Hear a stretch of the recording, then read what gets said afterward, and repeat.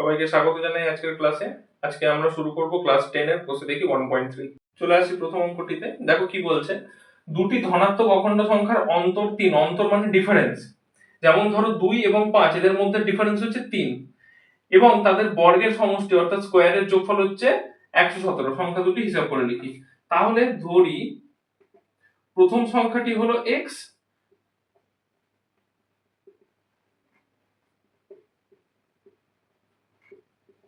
তাহলে অপর সংখ্যাটি কত হবে? তাদের মধ্যে ডিফারেন্স 3 থাকবে, তাহলে x প্লাস 3 ও হতে পারে অথবা x মাইনাস 3 ও হতে পারে। আমরা অপর সংখ্যাটি নিলাম x প্লাস 3। তাহলে এবার আমাদের প্রশ্নে যা বলছে সেই অনুযায়ী আমরা সমীকরণ তৈরি করি। শর্তানুসারে দেখো বলছে তাদের বর্গের সমষ্টি অর্থাৎ এই দুটি সংখ্যার স্কয়ারের যোগফল 117। তাহলে লিখব x square plus x plus 3 এর হোল স্কয়ার ইকুয়ালস টু 117। এবার সিম্পলি আমরা এটাকে সলভ করে নেব। তাহলে দেখো কি পাচ্ছি, x স্কয়ার প্লাস এটাকে a প্লাস b এর হোল স্কয়ারের ফর্মুলায় ভাঙবো, তাহলে a square plus 2ab 2 into x into 3 তাহলে 6x প্লাস b স্কয়ার মানে 3 এর স্কয়ার অর্থাৎ 9। এবার দেখো x square plus x square হয়ে যাচ্ছে 2x স্কয়ার প্লাস 6x আর দেখো প্লাস 9 এবং 117 কে যদি আমি বাঁদিকে আনি তাহলে মাইনাস 117 হবে এবং ডান দিকটা 0 হয়ে যাবে। তাহলে বাঁদিকে থাকছে প্লাস 9 মাইনাস 117। তাহলে আমরা কত পাবো না মাইনাস 108 ইকুয়ালস টু ডান দিকে 0। এবার দেখো এই পুরো টার্মটার মধ্যে থেকে 2 কমন নেওয়া যায়, তাহলে 2 কমন নিলে কি পড়ে থাকছে x square plus 3x minus 54 equals to 0। এবার দেখো 2টা এখানে গুণ অবস্থায় আছে, আমি 2টাকে ডান দিকে পাঠালে ভাগ হয়ে যাবে, তাহলে 0/2 0 হয়ে যাবে। তাহলে পরের লাইনে আমি আর 2টাকে লিখছি না, তাহলে আমরা এই ভেতরের যে টার্মটা রয়ে গেল তার আমরা সিম্পলি মিডল টার্ম করব। তাহলে মিডল টার্ম করলে দেখো 54 কে ভেঙে আমাদের 3 আনতে হবে এবং মাইনাস করে দেখো 6 9 54 হয়। তাহলে 3 কে আমরা কিভাবে লিখবো 9 6। তাহলে পাচ্ছি আমরা x square plus 9x minus 6x minus 54 equals to 0। তাহলে এবার দেখো x কমন নিতে পারি, পড়ে থাকবে x প্লাস 9। পরের পার্টটা থেকে মাইনাস 6 কমন নেব, তাহলে পড়ে থাকবে x, মাইনাস কমন নিয়েছি বলে সাইন চেঞ্জ হবে, প্লাস 9 ইকুয়ালস টু 0।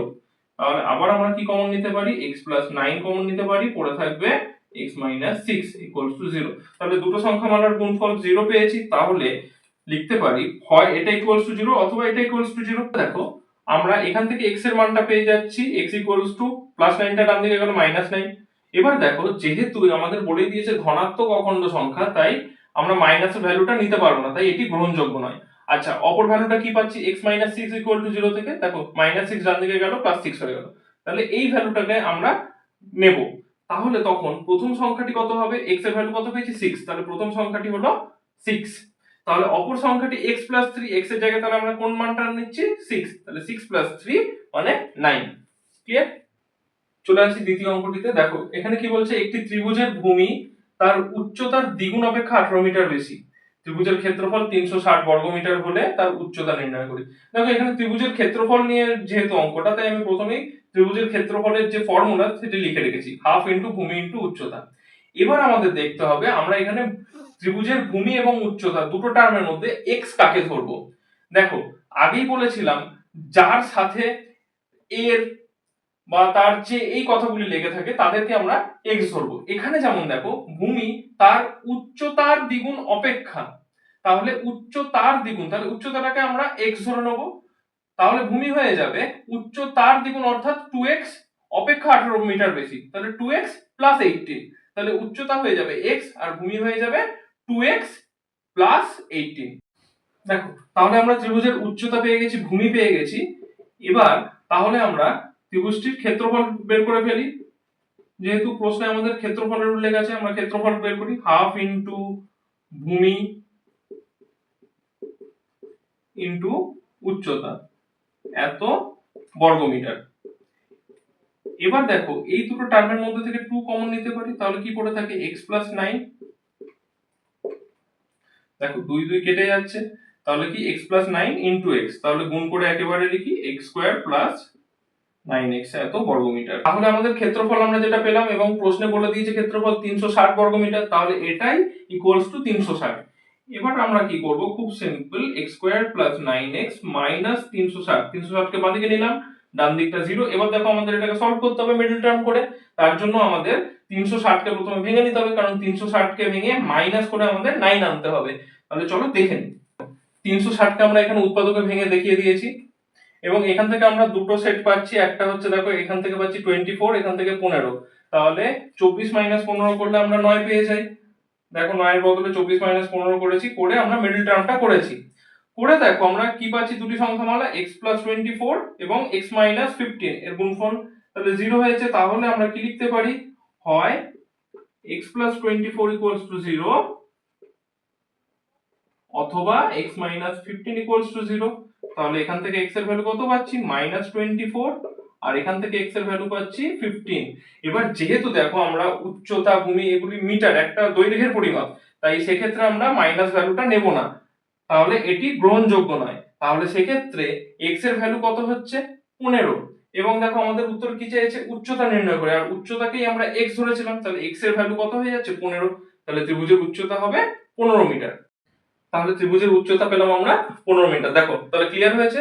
চলে আসি তৃতীয় অঙ্কটিতে। দেখো, যদি একটি অখণ্ড ধনাত্মক সংখ্যার 5 গুণ তার বর্গের দ্বিগুণ অপেক্ষা 3 কম হয়, সংখ্যাটি নির্ণয় করি।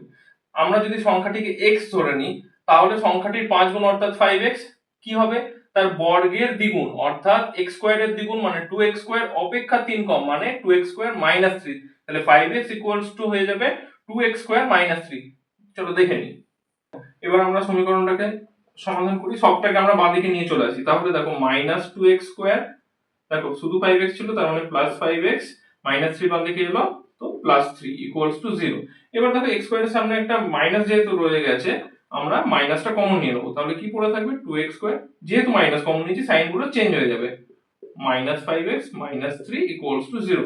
পরের লাইনে আমরা কি করব, এখানে শুধু মাইনাস আছে মানে এটাকে আমরা -1 ভাবতে পারি। -1 কে আমরা ডান দিকে পাঠিয়ে দিলে 0 ডিভাইডেড বাই -1 হয়ে যাবে, মানে 0 হয়ে যাবে। তাহলে পড়ে থাকবে শুধু এই টার্মটা। এবার এটাকে আমরা কি করব, মিডল টার্ম করে নেব। তাহলে দেখো 3 দুগুণে 6, 6 কে ভেঙে আমাদের 5 আনতে হবে মাইনাস করে। তাহলে 2x² মাইনাস, তাহলে 6 1 কে 6, তাহলে 6 - 1 করলে 5 চলে আসবে। তাহলে কি পাচ্ছি, 2x² - 6x মাইনাস মাইনাসে প্লাস 1 * x, শুধু x, -3 = 0। তাহলে প্রথম দুটোর মধ্যে থেকে কমন নেব 2x, তাহলে পড়ে থাকবে x - 3 প্লাস পরের দুটোর মধ্যে থেকে কিছু যাচ্ছে না, তাহলে আমরা 1 কমন নেব, তাহলে পড়ে থাকবে x - 3। তাহলে দেখো এবার আমরা x - 3 টাকে কমন নিতে পারি, তাহলে কি পড়ে থাকবে, 2x + 1 = 0। দুটি সংখ্যামালার গুণফল আমরা 0 পেয়ে গেছি। তাহলে কি লিখতে পারি, হয় x - 3 = 0 অথবা 2x + 1 = 0। এখান থেকে আমরা x এর ভ্যালু কত পাচ্ছি, দেখো -3 ডান দিকে গেল, +3 মানে শুধু 3। আর এখান থেকে x এর ভ্যালু কত পাবো, দেখো +1 ডান দিকে গেলে -1, 2 গুণ অবস্থায় আছে, ভাগ হয়ে যাবে, তাহলে -1/2।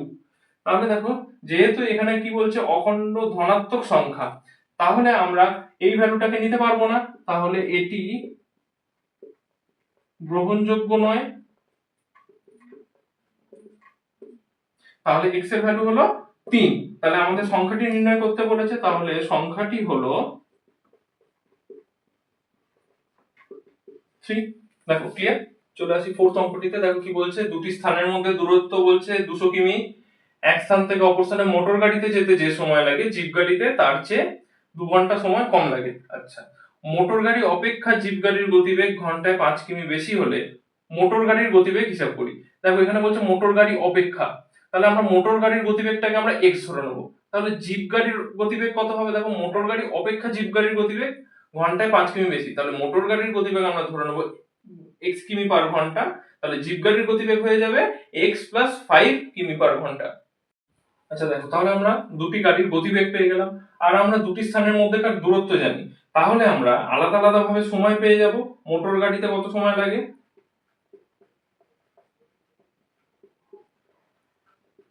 দেখো সময় কি হয়, দূরত্ব বাই গতিবেগ। তাহলে দূরত্ব কত, 200, আর গতিবেগ মোটর গাড়ির ক্ষেত্রে হচ্ছে x, তাহলে দূরত্ব বাই গতিবেগ এত ঘন্টা।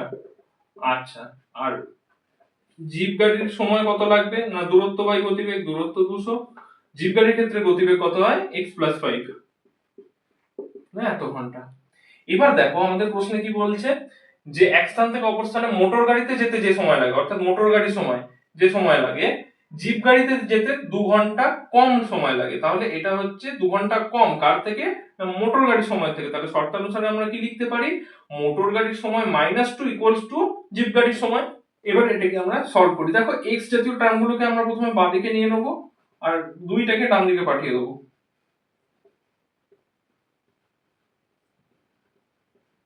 -2 ডান দিকে গেলে হয়ে যাবে +2। এবার দেখো তাহলে আমরা উপর থেকে 200 কমন নিয়ে নিতে পারি। তাহলে কি পড়ে থাকবে 1/x minus 1/x plus 5। দেখো এবার দেখো 2 উপরে 200 উপরে তাহলে কাটতে পারি 2 দিয়ে। এবার দেখো এই ভেতরের টার্মটা আমাদের লসাগু করে নিতে হবে